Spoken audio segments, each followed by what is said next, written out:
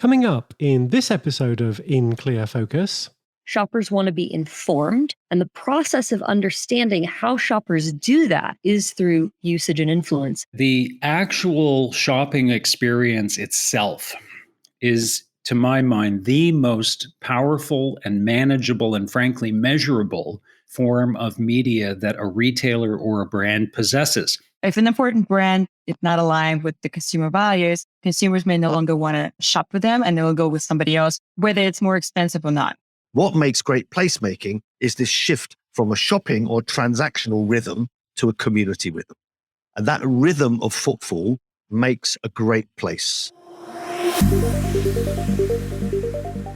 You're listening to In Clear Focus, fresh perspectives on the business of advertising, produced weekly by Big Eye, a strategy-led full-service creative agency growing brands for clients globally. Hello, I'm your host, Adrian Tennant, Chief Strategy Officer. Thank you for joining us today. I came to live and work in America almost 20 years ago, and it's been interesting to observe how Black Friday has evolved from a single-day event to an extended long weekend.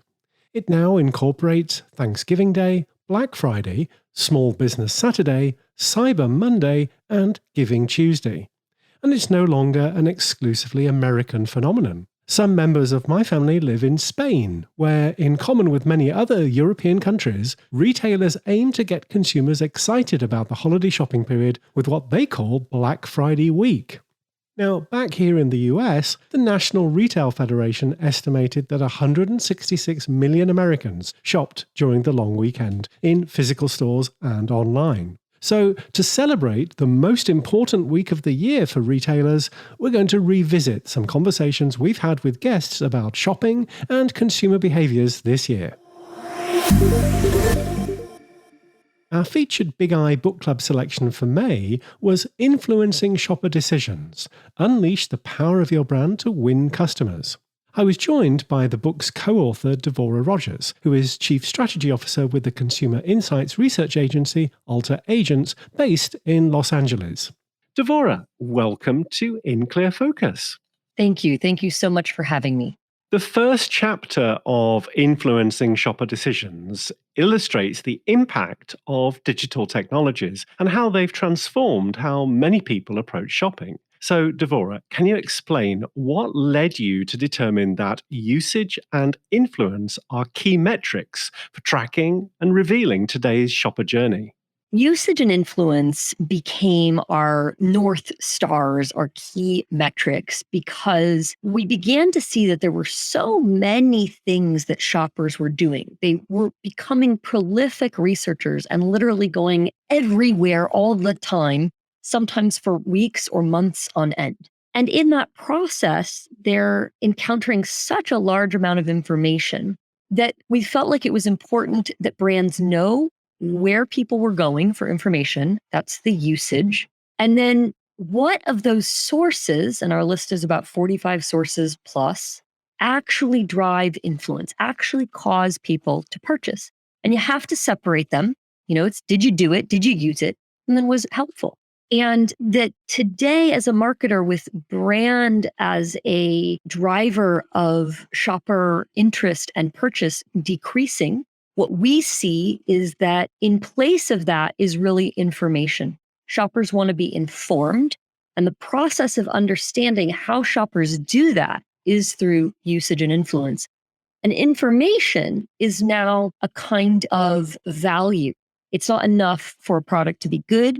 It's not enough for it to be a decent price. When you used to ask shoppers what made them make the decision that they did, it used to almost always be brand and value, kind of what you paid for the price of the item and was that worth it? And today, both of those are increasingly being replaced by, did I have the information that made me confident to make a decision? And so usage and influence capture that shift to what Daniel Pink calls information parity. The third chapter of your book is The Age of Shopper Promiscuity, in which you discuss how your research reveals a fundamental change in the way that people shop today compared to a decade and a half ago. So, Devora, what is shopper promiscuity? It almost sounds naughty, right? And in fact, we had originally proposed to our very British publisher that we call the book Shopper Promiscuity, and they were very concerned about that as a potential name for a book. But what it is openness. Promiscuity, often we think about it in terms of relationships and sex, but what it has to do with is an openness to things. So a promiscuous reader is somebody that reads everything. They'll read anything and everything. And that is how it applies to shoppers. Shoppers will consider all kinds of things, and they're not held down by brand. They're not held down by what they purchased a week ago. They're willing and able to buy anything that works for them. And today they have so many choices. Innovation has grown so rapidly. We cite numbers in the book about the rate of innovations and the number of new SKUs that have come out in the past 5 to 10 years. So they have more choices. There's more innovation. There's more accessibility. So, in the same way, if you walked out of your house every day and there were 10 stunning looking people standing outside waving at you saying, "Hello, would you love me?" It might be hard to stay loyal to your partner. And it's sort of the same kind of thing. Every time we go and buy, we have so many choices that are all amazing. And so it has brought shoppers to a place where they are open to anything and everything. And it makes it a much more challenging environment for brands to operate in. In 2021, your research agency, Alter Agents, undertook a study with over 6,000 recent purchasers, examining shopping behaviors in 6 different categories designed to reveal how shoppers are making decisions. One of the findings that you share in your book is that shoppers are using more sources of information than ever before when making a purchase decision. So, Devora, how is source usage important in understanding the shopper's path to purchase? It's incredibly important to understand source usage because the new currency is information. And if information is the currency, and we all are becoming researchers, which over a decade of research has shown us, shoppers are all becoming researchers. You might not do it on everything that you buy, but you'll do it on a lot more things than our parents were able to do, simply because the information wasn't there and the internet wasn't there and the mobile phone wasn't there. So today, information is how people make decisions, and they have a lot of information at their fingertips. But for brands, it's really tricky because nobody has infinite marketing budgets. Even the biggest media spender in the world has limits, and they have to know where to put their efforts. And so what source usage tells us is, where do people go for information? And when do they go for each of those types of information? Are they going online first and then eventually going to the store? Are they going to the store first and then going online? Are they never going to the store? Are they listening to a podcast? Are they reading reviews? Are they using TikTok? There's just so many different places brands could be. And there's so many places that shoppers are researching. Sometimes when I talk to brands about this, they think, oh, this is like marketing mix modeling. No, it's about where you're going to tell your stories and how you're going to do that in each of these radically different environments, and which of those are going to reach the most people and be most likely to influence them, so that they don't end up going with a competitor who just happens to have more information in a place that that person was looking. Doug Stephens is one of the world's foremost retail industry futurists. As the CEO of Retail Profit, Doug's thinking has influenced many of the world's best-known retailers, agencies, and brands. Doug joined us from his home office in Toronto, Canada, to discuss his third book, Resurrecting Retail: The Future of Business in a Post-Pandemic World. Doug, one of the themes in your new book, Resurrecting Retail, is the idea of store as media. Now, as you know, one of the fastest growing areas of ad placement is in-store media, with retailers including Walmart, Target, and Kroger creating in-house solutions to offer ad space to CPG brands that they sell. But that's not what you mean, correct? That's correct. What I mean is that the actual shopping experience itself is, to my mind, the most powerful and manageable and frankly measurable form of media that a retailer or a brand possesses. The problem is most of them don't treat it that way. They don't treat the experience as a media experience. Historically, as retailers, we've gone out to the open market, we've bought media, we've bought advertising in an effort to acquire customers, to gather brand recognition or brand awareness. And then if we're successful in doing that, we move those consumers to a point of distribution or points of distribution to transact sales. Problem is, stores are now the media itself, and media in many ways is becoming the store. As a consumer now, I don't look at advertising as a mere call out to go to a store. The advertising is the store. I can buy directly from TikTok, from Facebook, from Instagram, from any piece of media that falls within my grasp. So many retailers would say, well, if media is becoming the store, does that negate the necessity for stores? And my argument is no, not at all, because it's actually a trading of roles. Physical stores are becoming a very powerful media channel. And I'll just explain very briefly what I mean by that. We have to sort of start from a place where we accept that the going in premise of effective media is that there's an audience for it. Obviously, we want to try and create media experiences wherever there's an audience that can enjoy that.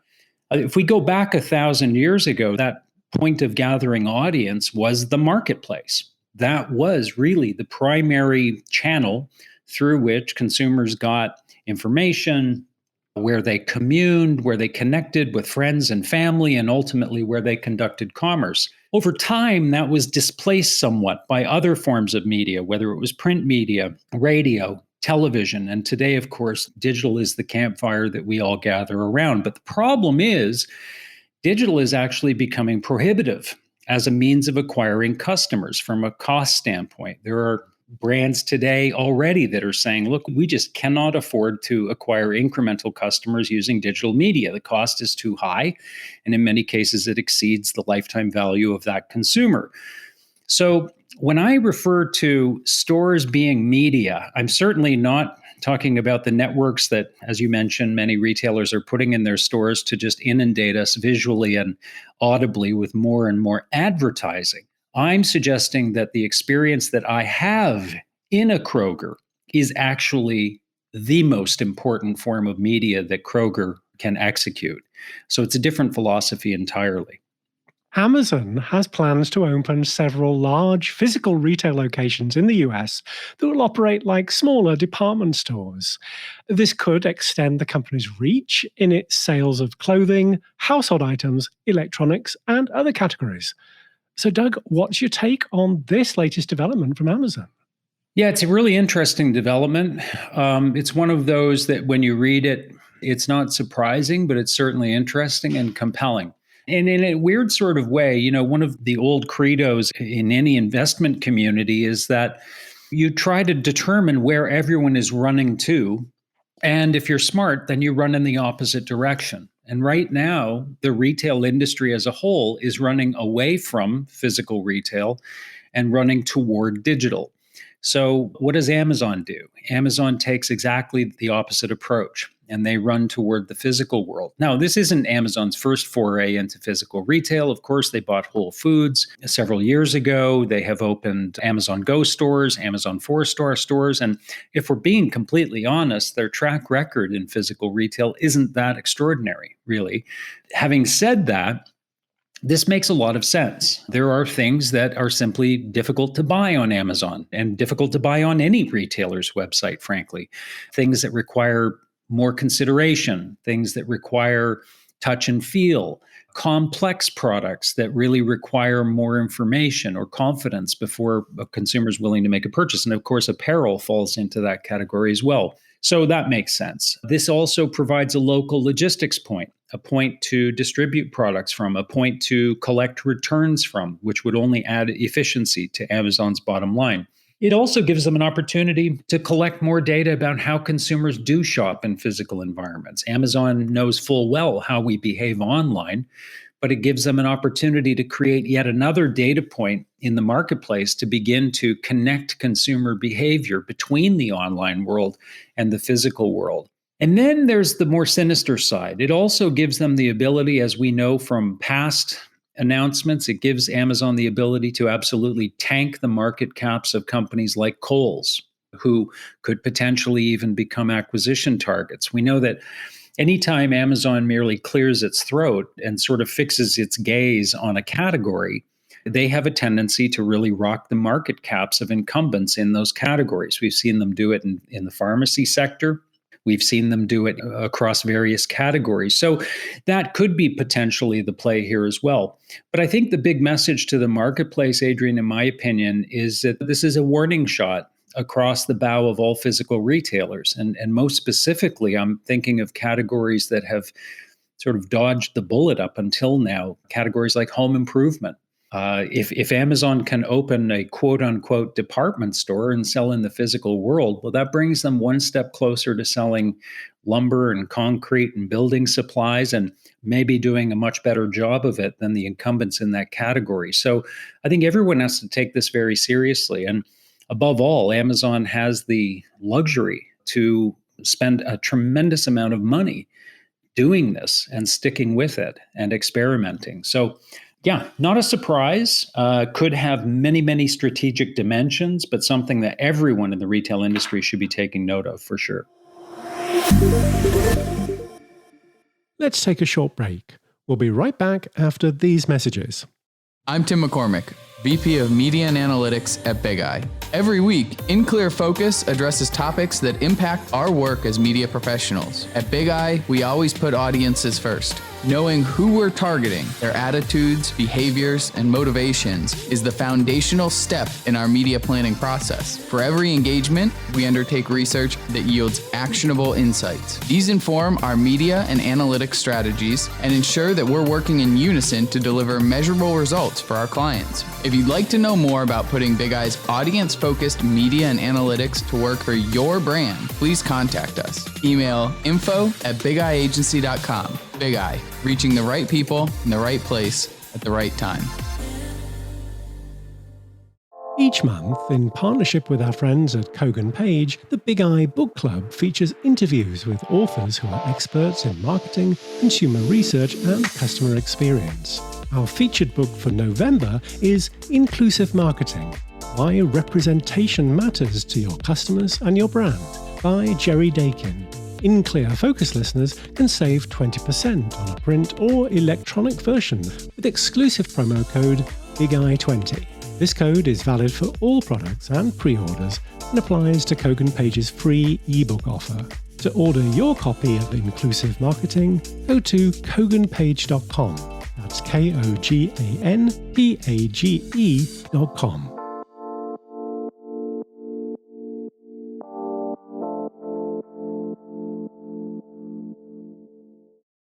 Welcome back.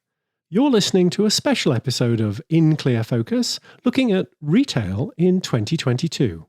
Our featured Big Eye Book Club selection for July was Future Ready Retail: How to Reimagine the Customer Experience, Rebuild Retail Spaces, and Reignite Our Shopping Malls and Streets. I spoke with the author Ibrahim, a futurist retail strategist and designer. To discuss some of the ideas in his book, Ibrahim joined me from his office in London, England. In the first chapter of Future Ready Retail, you observe that retail today is less about prime real estate and more about content, which you define as the curation of blended commercial offers and compelling experiences. So, Ibrahim, what is place making? I like the idea of kind of redefining retail, not in terms of real estate, but in terms of content, because retail has always been and will always be about four things: recruitment, transaction, fulfillment, and retention. But what's interesting is that transaction and fulfillment are migrating away, if you like, from the physical space increasingly. And therefore, the physical space is increasingly being used to recruit and retain audiences, which means that if you're a recruitment and retention space, you're actually behaving like a media brand. And therefore, it's content that's going to help you recruit and retain. And if we agree that that is the case, then that changes the whole paradigm. It changes the design of that space. It changes its physical makeup. It changes the service proposition. It changes the experience, of course. It changes the master plan. It changes its connectivity to the public realm and how that works. It blurs much more with the public realm.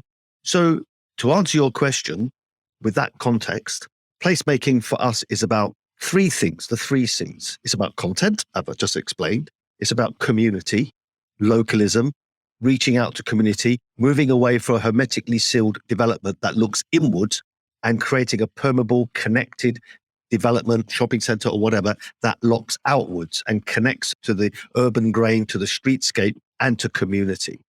So that's community. And thirdly, culture. Placemaking, to be successful, has to resonate with the culture of its audience and not just be driven by agents that help fill spaces with tenants without any reference to the cultural drivers that impact the behavior of our audience. And I think that is key. And I think that is where, if you like, shopping centers have been going wrong with this cookie cutter approach. So we refer to, and I refer to it in the book as well, the 4 pillars of placemaking, which goes towards answering your question directly. What is placemaking? It's based on 4 pillars.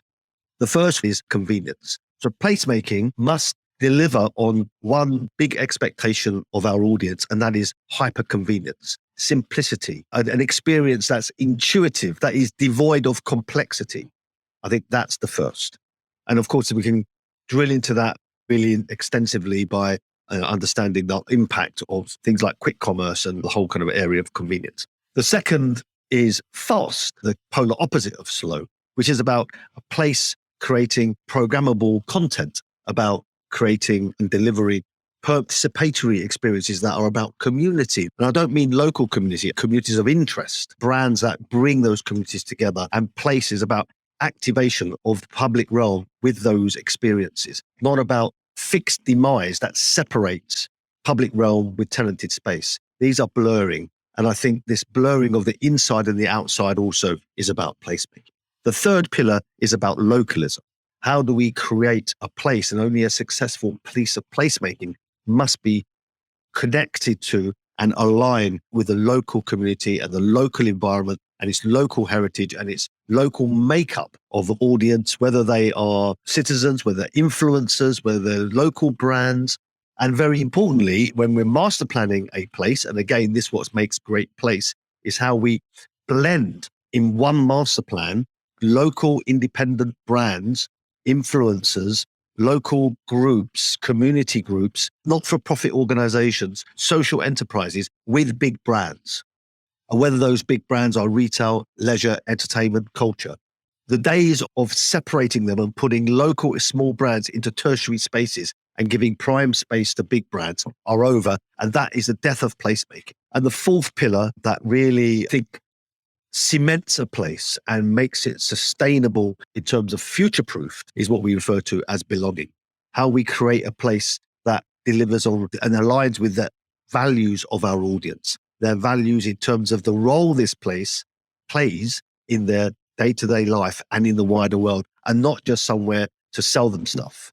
And I think that means, and again, to answer your question maybe in another way, which is a very succinct way, what makes great placemaking is this shift from a shopping or transactional rhythm to a community rhythm. And that rhythm of footfall makes a great place.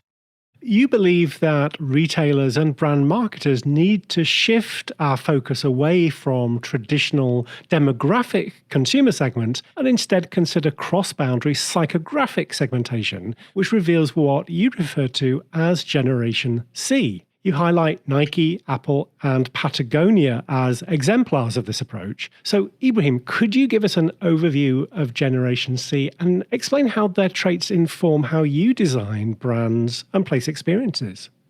Yeah, I think the 5 C's plus the 6th one is really key. But the 6th one is the first one, really, which is control. The overriding demand of our audience now is control.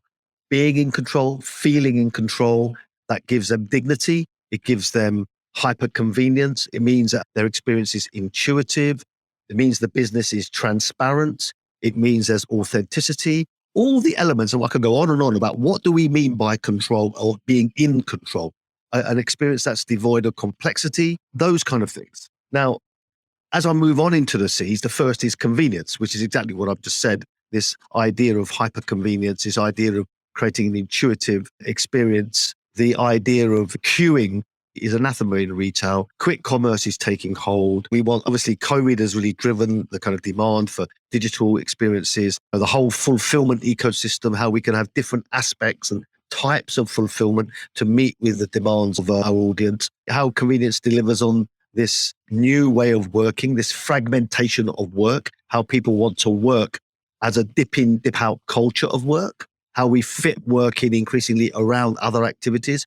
We work a bit, we shop a bit, we go and eat a bit, we have a yoga class, we go back to work, we then meet a friend and we work again. And when that work could be 10 minutes of emails, or it could be an hour Zoom call. And we do it all between moving from home to somewhere public to maybe the office. If you think about how quick commerce is changing our behavior, how we can be anywhere, order anything, whether it's a sandwich or a toothpaste, and get it delivered to us within 10, 15 minutes. What does that mean? I mean, at the moment, mostly that's being done from home. But as we start getting used to that and we start using quick commerce wherever we are, we could be sitting on a park bench. I had a call the other day and someone was literally sitting on a park bench in the call. And I'm thinking, actually, how we design public seating is no longer just about sitting. We've got to have public seating, which is where we work, which is where we eat, which is where we shop. So what does that mean in terms of public realm? So anyway, all that is around convenience. And then, of course, the brands we choose, the brands we select, and the brands we put into our experience master plan are those brands that can deliver community, that have got communities following them, that are what we call community first brands. It's not product first, it's community first. And I think that delivers on the S in the ESG. How can we bring brands and our selection of brands and in a master plan that drive social value and drive the activation of public realm? And of course, then those brands that we bring in are ones that should drive also what we call the third C is co-creation. Brands that are open to helping the audience kind of shape their product. Thinking about brands like Fenty, for instance. Fenty is a cosmetics brand, as you know. That is what we call circular commerce. So it started as a social network. It's a social first brand. And from that social network, from the learnings, from the interaction and the engagement of that social network, they developed a series of products and they continue to develop those products through their social network. So it's a circular commerce. So co-creation is really important. Fourth one is collaboration. That's part of the same thing. How do we create environments, places that drive collaboration? We work with a really interesting group called Incredible Edible.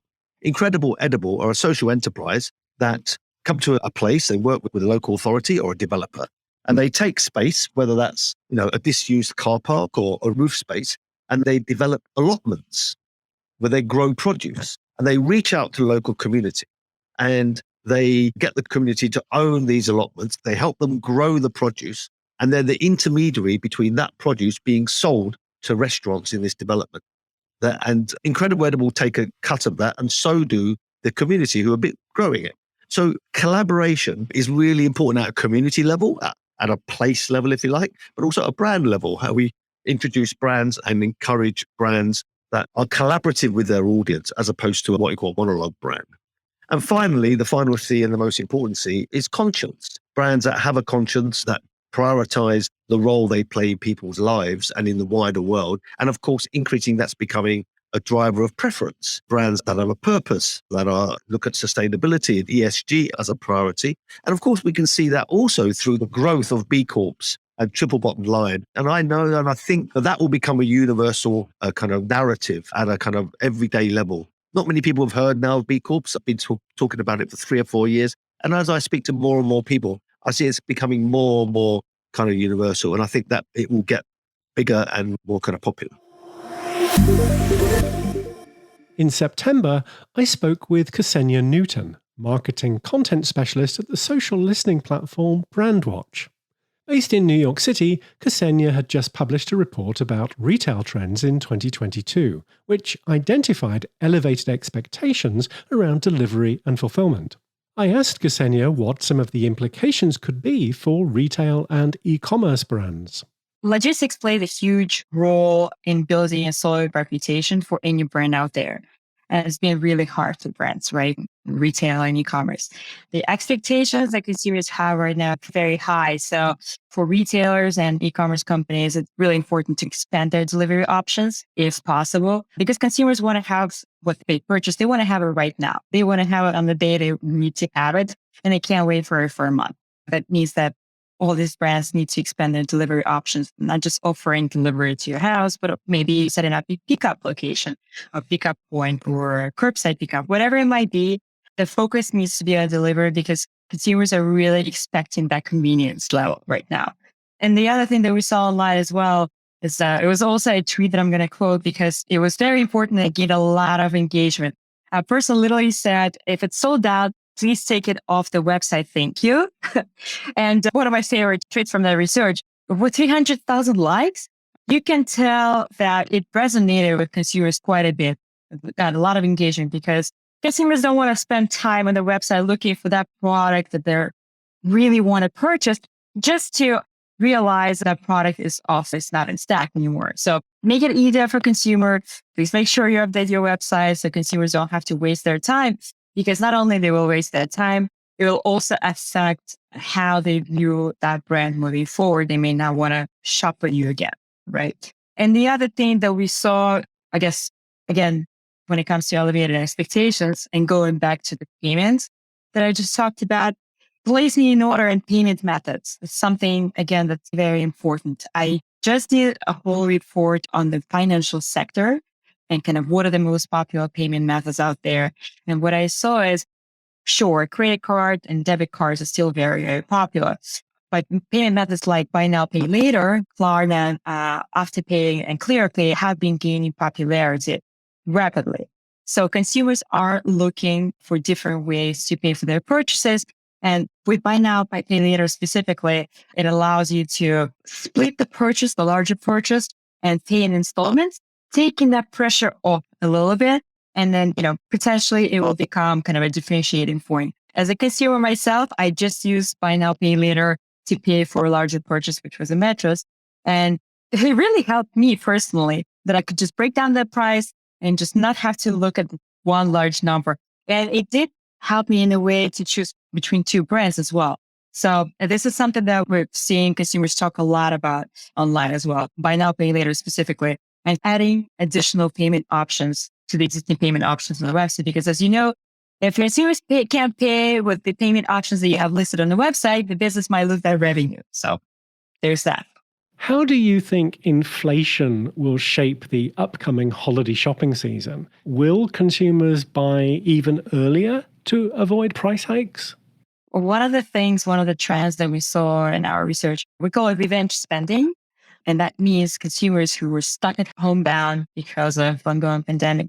Now that they're out, now that the restrictions have loosened up a little bit and they have a little bit more money to spend, they are now spending in revenge for all the wasted time. So that's one of the trends that we saw that I'm pretty sure is going to impact how consumers shop during the holiday season. The other trend, again, going back to buy now, pay later, I think it's very important that consumers these days have an opportunity to break down that price. And maybe between purchasing something right away and paying for it right away, and if it's too expensive and they can't afford it, they now have an opportunity to pay for it over time, which I do think is going to positively impact sales, in my personal opinion. So it's a great option to attract consumers who might be hesitant to spend that money during the holidays.